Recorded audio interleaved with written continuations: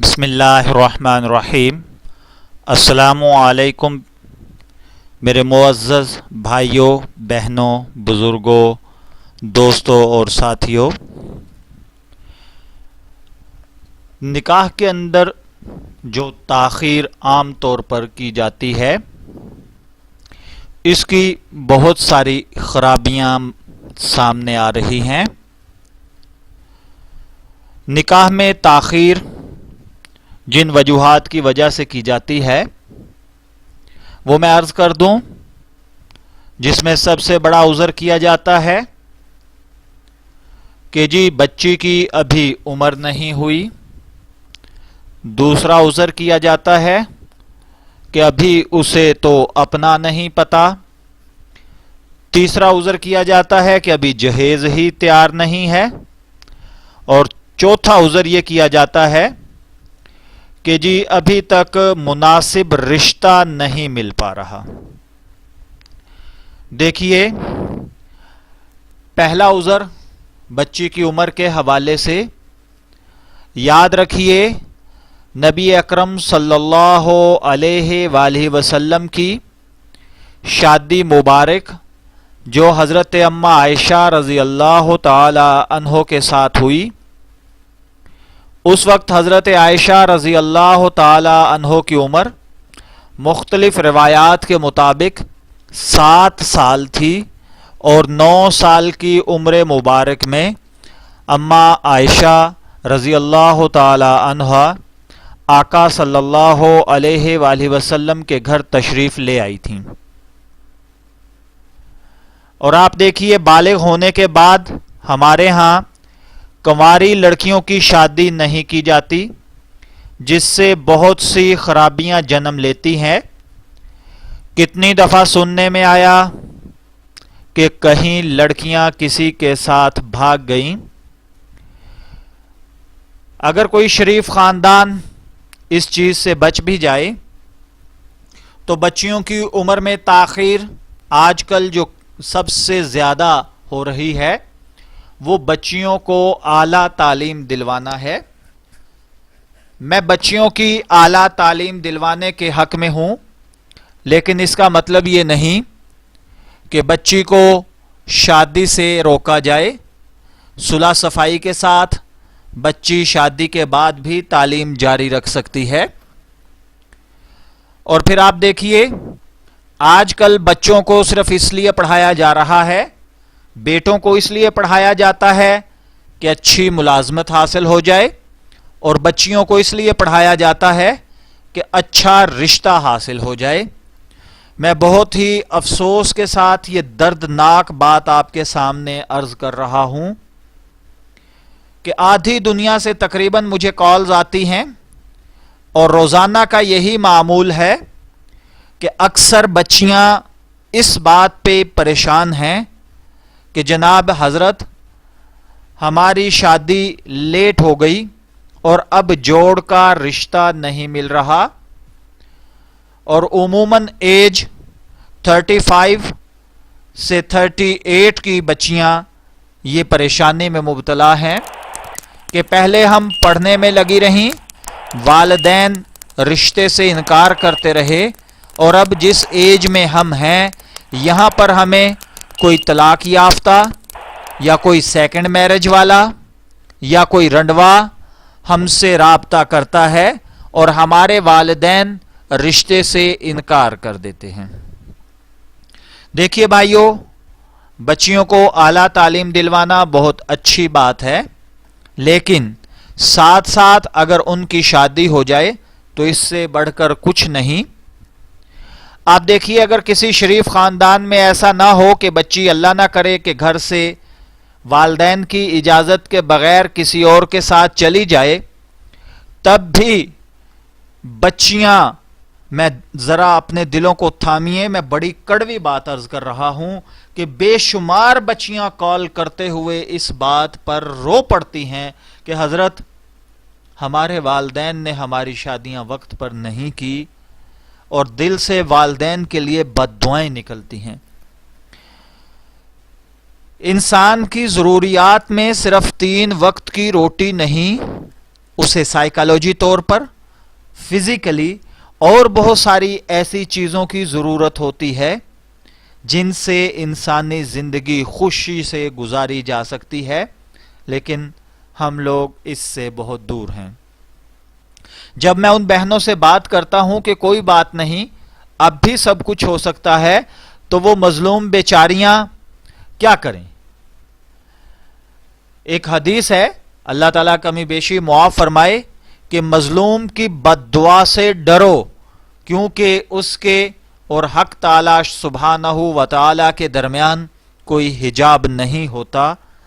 اب اس حدیث کو سننے کے بعد تقریباً عموماً ہم لوگ مظلوم سے مراد دنیا کے دیگر مظلوم لے لیتے ہیں، لیکن اس بات پر غور نہیں کرتے کہ اس بچی سے بڑا مظلوم شاید ہی کوئی ہو جو آپ کے گھر میں بیٹھی ہوئی ہے اور بالوں میں چاندی اتر آئی ہے، اور اس کے ماں باپ نے، اس کے بہن بھائیوں نے اس کو اس کے گھر کا نہیں کیا۔ یہ بہت بڑا ظلم ہے۔ کبھی بچیوں کو اعلیٰ تعلیم کے نام پر، کبھی جائیداد میں حق نہ دینا پڑ جائے، کبھی کسی طرح سے انہیں پریشان کیا جا رہا ہے، اور یہ مظلوم بیچاری نہ آپ کے سامنے سوال کرتی ہیں اور نہ ہی ان کو ان کا حق ملتا ہے۔ ہمارے ہاں عام طور پر نکاح میں تاخیر کی دوسری وجہ جہیز ہے۔ دیکھیے، جہیز کا بندوبست شریعت میں کوئی ضروری نہیں ہے۔ الحمدللہ میں صاحب اولاد ہوں، 3 بچوں کا باپ ہوں۔ انشاءاللہ میں اپنی گھر میں ان بہوؤں کو لاؤں گا جو جہیز لے کر نہیں آئیں گی۔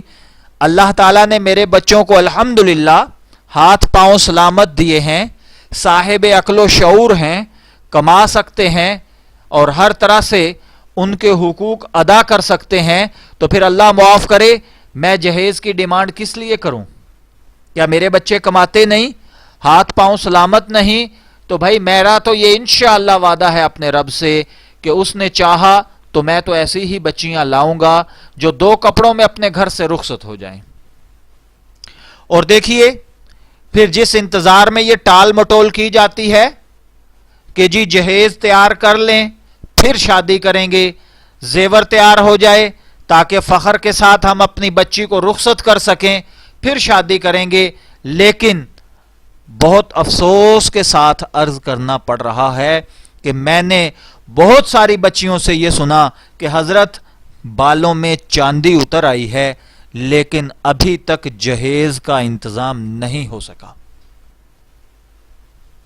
اور اب نوبت یہ ہے کہ میرے والدین کہتے ہیں کہ اگر کوئی اچھا رشتہ آ جائے تو ہم خشک نکاح ہی کر دیں گے، لیکن آپ دیکھیے پھر بھی اچھا رشتہ، اب اچھے رشتے کے حوالے سے ہم نے پھر ایک اور عجیب و غریب اپنے ذہنوں کے اندر ایک مائنڈ سیٹ کر لیا ہوا ہے کہ وہ اچھا رشتہ کیا ہوتا ہے، اور بہت جگہ پر یہ عذر پیش کیا جاتا ہے کہ جی ابھی تک اچھا رشتہ میسر نہیں ہے۔ تو دیکھیے کہ جو ہی ہمیں اچھا رشتہ مل گیا ہم تو فوراً ہی اس کے ہاتھ میں اپنی بیٹی کا ہاتھ دے دیں گے۔ اب ایسا تو نہیں ہو سکتا کہ ایسے ہی کسی ایرے غیرے نتھو خیرے کو ہم اپنی بیٹی کا ہاتھ پکڑا دیں۔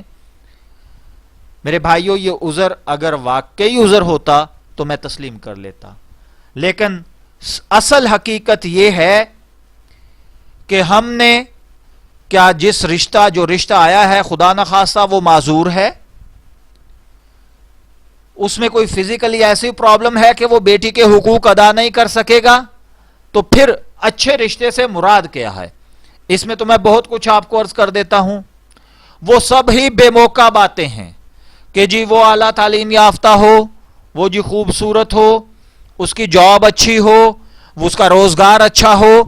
ابھی کل رات کی بات ہے کہ مجھے ایک بہن نے کال کی، مجھے کہنے لگی کہ میری کوالیفیکیشن MBA MS ہے اور میری شادی نہیں ہو پا رہی، برائے مہربانی آپ چیک کیجئے کہ کہیں مجھ پر کوئی اثرات تو نہیں یا کوئی بندش تو نہیں۔ تو میرے بھائیوں، یہ لوگوں نے نہ جانے کہاں سے یہ چیزیں ڈھونڈ لی ہیں۔ تو میں نے ان بہن سے پوچھا کہ میری بہن آپ کی ڈیمانڈ کیا ہے؟ اگر آپ کی فیملی ہے اور وہ کوئی رشتہ ڈھونڈتے ہیں تو آپ اس پہ ایگری ہوں گی؟ جی ہاں میں ایگری ہوں گی. تو میں نے کہا پھر اب تک آپ کی شادی کیوں نہیں ہو پائی؟ تو انہوں نے کہا جی کہ بس وہ کسی کو میں پسند نہیں آتی، کوئی ہمیں پسند نہیں آتا. تو میں نے کہا اچھا اگر میں آپ کو کوئی مناسب رشتے کا مشورہ دوں تو آپ تسلیم کریں گی؟ انہوں نے کہا جی ضرور. تو میں نے کہا اچھا ایک صاحب ہیں، انہوں نے BCom کیا ہوا ہے، ایک کمپنی کے اندر اکاؤنٹنٹ ہیں، ماشاءاللہ ہینڈسم سیلری ہے، آپ ان سے نکاح کرنا پسند کریں گی؟ جی ان کی ایج کتنی ہے؟ میں نے کہا آپ کے ایج کے ہیں، 32 ایج ہے. نہیں نہیں نہیں نہیں نہیں نہیں نہیں نہیں، یہ تو جی بہت کم ان کی سیلری ہوتی ہے، یہ تو بہت کم جو ہے کماتے ہیں، یہ کوئی کوالیفیکیشن ہے؟ میں نے MBA کیا ہوا ہے اور یہ وہ. میں نے کہا بہن آپ بہت صحیح فرما رہی ہیں. اب آپ میرے دوستو ذرا خود سوچئے کہ اس سچویشن کے اندر کیسے رشتے ہوں؟ واقعی ان کو ان کی کوالیفیکیشن کے مطابق رشتہ ملنا؟ تو دیکھیے یہ کوئی رشتہ ٹھکرانے والی بات نہیں ہے. اب ہمارے ذہنوں کے اندر جو اچھے داماد کی خصوصیات ہیں اب وہ سنیے ہم نے کیا سوچا ہوا ہے کہ جی اس کا حسب نسب جو ہے وہ تو حضرت حسنین کریمین رضی اللہ تعالیٰ عنہما جیسا ہونا چاہیے. اس شخص کے جو اخلاق ہیں وہ جی جنید بغدادی والے ہونے چاہیے. علم میں، تقوی میں اور للہیت میں وہ جو ہے جناب حضرت امام ابو حنیفہ رحمۃ اللہ علیہ کے برابر ہو. اور اگر دنیاوی تعلیم ہے تو کم از کم بو علی سینا جیسا سائنسدان تو ہونا چاہیے. اور حسن و جمال ماشاءاللہ حضرت یوسف علیہ الصلوۃ والسلام والا ہو. اور ان کے پاس جو روپیہ جائیداد ہو وہ قارون اور فرعون کے ہم پلہ ہونا چاہیے. او بھائی ان اوصاف کا حامل ہو بھی تو بس اس کا لقب تو داماد ہی ہوگا نا، آپ اسے کیا کر لیں گے؟ لیکن کیا یہ سب خصوصیات کسی میں مل سکتی ہیں؟ اچھے اوصاف کا حامل داماد تلاش کرنا کوئی مذائقہ نہیں ہے، لیکن اس میں اس قدر غلو کرنا، اس قدر کی یہ مذموم چیزیں اس کے اندر شامل کر لینا کہ ان کے بغیر شادی نہیں ہو سکتی، یہ قطعاً غلط ہے. میرے حساب سے اگر بیٹی کا رشتہ کرنے کے لیے کوئی چیز دیکھنے لائق ہے تو وہ صرف 3 چیزیں ہیں. نمبر 1 قوت اکتساب، یعنی کیا وہ شخص کمانے کی قوت رکھتا ہے. نمبر 2 کفات یعنی برابری، کہ وہ ایج میں، خصوصیات میں واقعی بچی کے ہم پلہ ہے.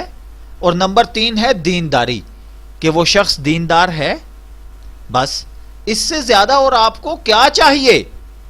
ہمارے ایک عزیز ہیں، بہت اچھے دیندار گھرانہ ہے، ان کی 5 بیٹیاں تھیں، پانچوں ایک وقت کے ساتھ ساتھ بالغ ہوتی گئیں اور انہوں نے ان کی شادیوں میں کوئی تاخیر نہیں کی، انہوں نے وقت پر ان کی شادیاں کر دی. کچھ عرصے کے بعد ان سے ملاقات ہوئی تو ان سے پوچھا کہ حضرت سنائیے کیا صورتحال ہے؟ فرمایا کہ الحمدللہ میں 3 بیٹیوں کو ان کے گھروں کا کر چکا ہوں.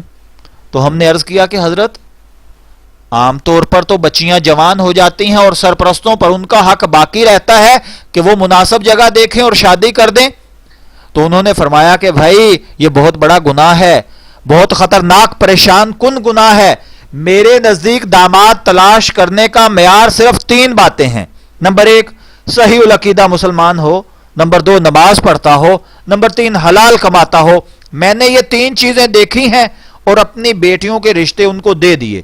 الحمدللہ میری 5 بیٹیاں اپنے گھروں کے اندر خوش ہیں، بہت اچھی اور بہت پیاری زندگی گزار رہی ہیں. تو میرے بھائیوں رشتوں کے لیے اتنا معیار کافی ہے یار. ان چیزوں میں پڑنا کہ جی ٹرک بھر کے جہیز دیں گے تو شادی کریں گے، نہ ٹرک نصیب ہوتا ہے نہ شادی نصیب ہوتی ہے. اس امید پہ بٹھائے رکھنا کہ جی جوڑ کا رشتہ آ جائے. کیا جوڑ؟ وہی جو میں نے عرض کیا کہ جی وہ حضرت حسین والا ہو، اس کے اندر حسب نسب ہو، کمائی اس کی ڈھیروں ہو، قارون والے خزانے ہوں، تو بھائی یہ رشتے تو ملنے سے رہے. لہٰذا خدا کے لیے میری بات کو مانو اور اپنی بچیوں کے بالوں میں چاندی آنے سے پہلے مناسب رشتہ ڈھونڈو اور ان کو ان کے گھر کا کر دو. ورنہ وہ بچیاں خدا نہ خواستہ اگر اپنی مرضی سے چلی گئی تو ساری زندگی کے لیے آپ کی ناک کو کاٹ دیں گی اور اگر وہ گھر میں رہی تو ساری زندگی دل کے اندر آپ کو کوسنے دیں گی. ان دونوں چیزوں سے بچو. ان بچیوں کو مظلوم نہ بناؤ. ان بچیوں کے حق کا بہترین فیصلہ یہ ہے کہ ایج ہوتے ہی ان کے نکاح کر دو. دعا گو ہوں اللہ تعالیٰ ان باتوں پر عمل کرنے کی توفیق عطا فرمائے. والسلام.